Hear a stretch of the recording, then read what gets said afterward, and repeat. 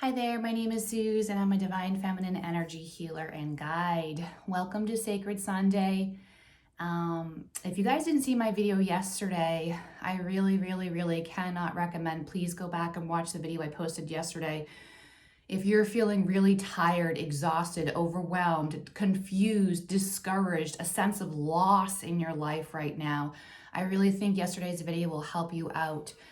There is a lot going on in astrology right now that is seriously impacting a lot of people in a really intense way. And so I did a video yesterday talking about one of the things that I see bubbling up in the Divine Feminine Collective at this time for healing. And my intention was to really just help validate you, create a safe space for you, give you a sense of direction of how to navigate the craziness that is going on right now. So if you're feeling any of that, please go back and watch my video yesterday. Throat chakras being interesting. That should really help to comfort you, reassure you, and just kind of start to stabilize you and give you a sense of direction as you're moving through some really intense emotions and things. So anyway, today is our Sacred Sunday video. Thank you for being here with me. I recognize I look a little bit different than normal and I'm in a different setting. I'm trying some new things out. We'll see what happens.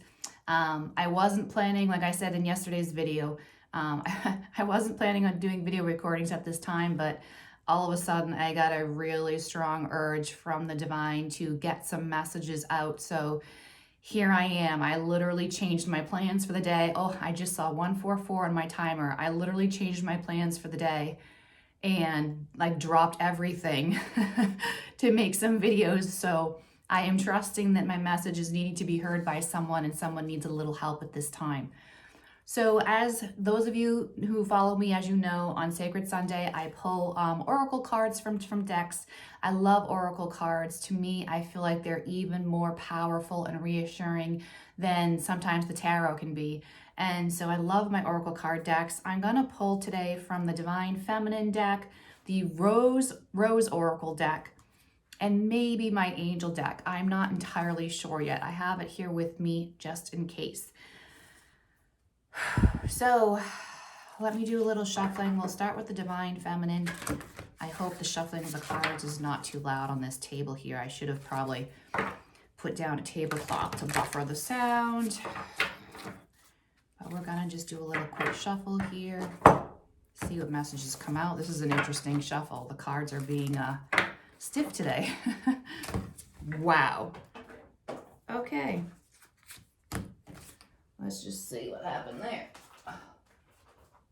Sorry.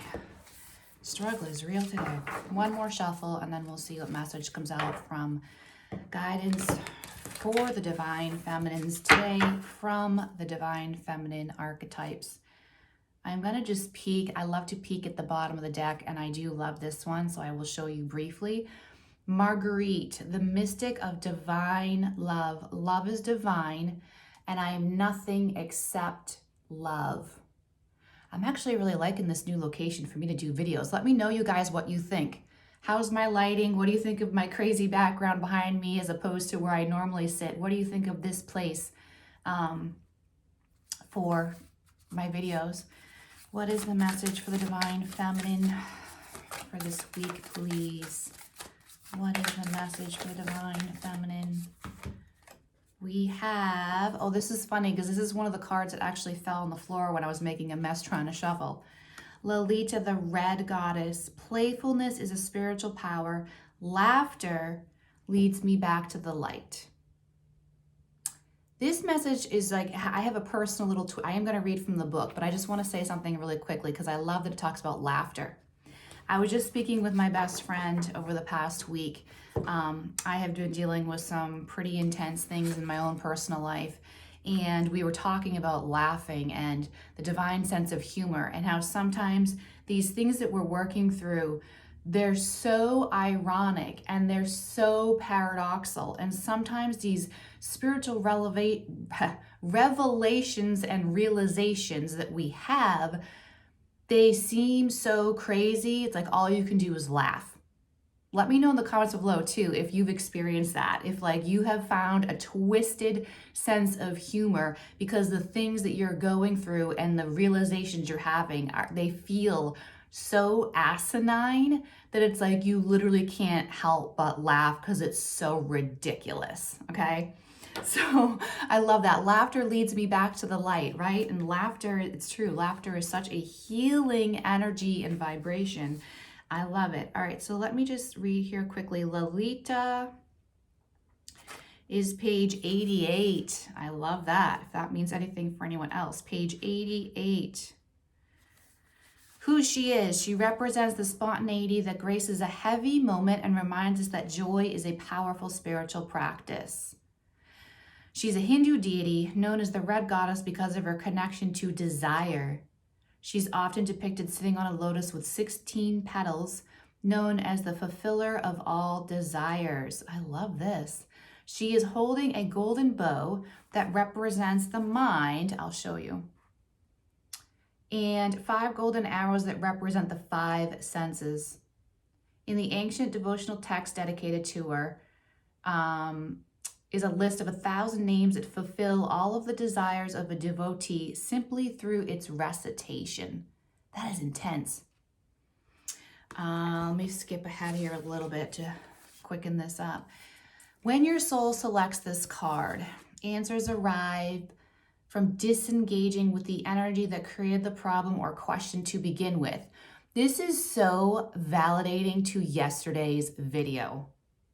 So such a confirmation. Please go back and watch yesterday's video. I'm going to read that line again. Answers arrive from disengaging with the energy that created the problem or question that it began with. We so often hold tight to what we desire with a grip that actually inhibits it from arriving. When we often take the soul by the collar and demand to know an answer right now. But then when a desire is an imperative, there's inability to be playful, imaginative, and childlike with how and when that desire will arrive. This is so yesterday's video. The secret to desire is holding it lightly. The secret that the Red Goddess knows is that we already have everything we desire, so we can trust that what the soul craves is and always has been ours. What you seek is seeking you is coming to mind. What you seek is seeking you. This is the levity that sparks a shift, a change, an expansion. This is the moment that we remember we are not separate. We are not separate from what we desire or from the divine. She is the brilliant moment in a fight between lovers or friends when suddenly someone mispronounces a word and both crack up laughing. She's the levity that comes when we loosen our death-like grip on what we think we desire.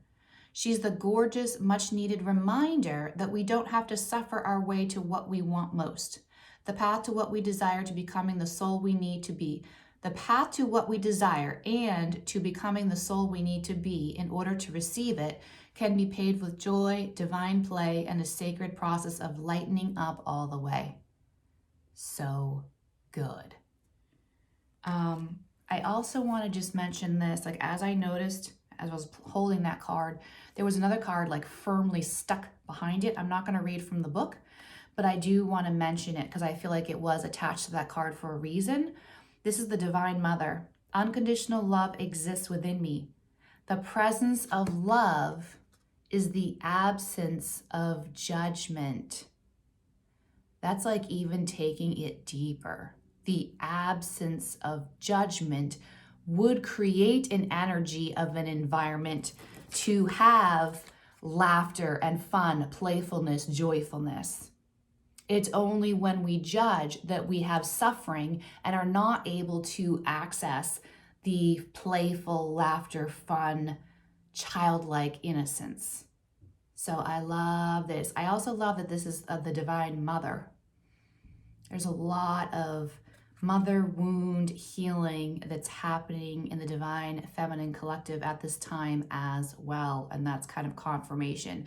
This deep emotional work that we're healing and our heart wounds that we are filling in and of ourselves is mother wound stuff. I love it. Really briefly, this deck is quick. I do want to pull from my Rose Oracle deck. Rose being the highest vibration flower, and for me, the biggest symbol of femininity and the divine feminine, the rose energy. Such healing, such purity, such sacredness to me, I feel, in the energy of the rose. All right, let's see. What is the message for the divine feminine for this week? Message, guidance, comfort, validation. Oh, I have never pulled this card, and I personally use this deck, the Rose deck, all the time. I have never pulled this card before. The Wild Rose. Do it your way. Embrace your uniqueness. Untamed. Huh.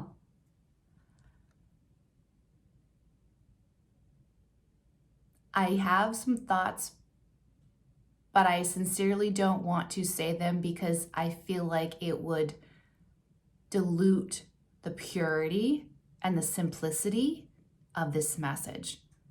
So I invite each of you to really take a moment and see what comes through for you with this message. What would it mean to you in your life, your reality, your current circumstances?